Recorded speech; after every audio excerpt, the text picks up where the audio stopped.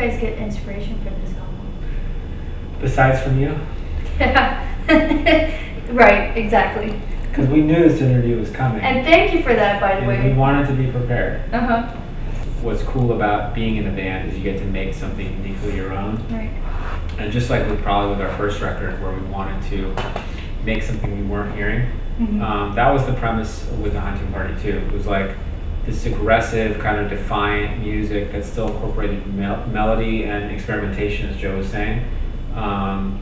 That's what we've been working on in the lab for the last 6 or 7 months. And how did you guys get Kim? How did you get him on board? Because it's kind of like a surprising choice in a good way, only a good way. Whose idea was that? Can you talk a little bit about that? Well, fortunately, when the idea got brought up, Ethan, who's our engineer, actually has a relationship with someone in Kim's camp, and we reached out, and we were so grateful that he was able to make the trip out. And what's cool about his verse for me is that one of the things about Guilty All the Same is we approached it as a technical song, and the technicality in his actual rhyme pattern and his verse to me mirrors like the complexity of any of the other elements of the song. And so I feel like he added to the song from a technical aspect, from a thematic aspect in terms of his lyrics, really elaborated on the themes of the song. And as a statement, we were very deliberate about wanting to release that song first because we thought it kind of helps to frame the story of what the Hunting Party is all about. So how does the writing process start in this band? Like, is there just somebody who comes up with the lyrics, somebody else with the music? Like, how do you guys collaborate on that? Who does what? Or is it just like you guys are sitting, you're like, okay, let's do this right now? How does that all work? I think you kind of summed it up.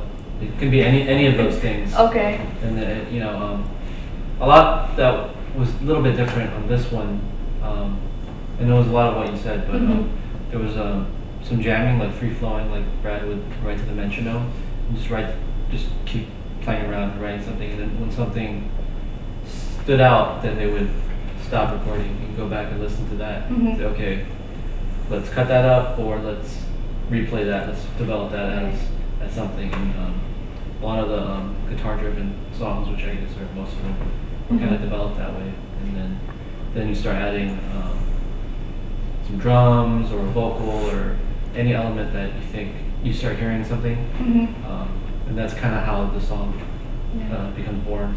I think when you ask if we're nervous, it kind of alludes to the fact: do we have any fear of acceptance?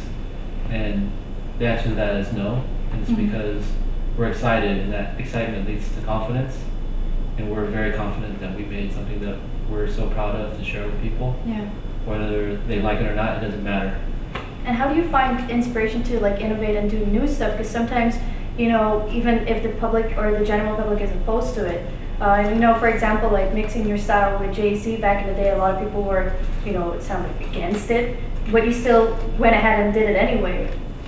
Well, that's the nature of being an artist, is you have to have an idea that's worth sharing firstly, and then you have to have a unique point of view and stand behind it. It's not about pandering to someone's expectation or trying to guesstimate what someone wants you to do. That's not art. And so to Joe's point, like, we have kind of a bold commitment to creativity in our studio environment, and we want to make the thing of which we're most proud, and then we couldn't be more excited to share it with the world.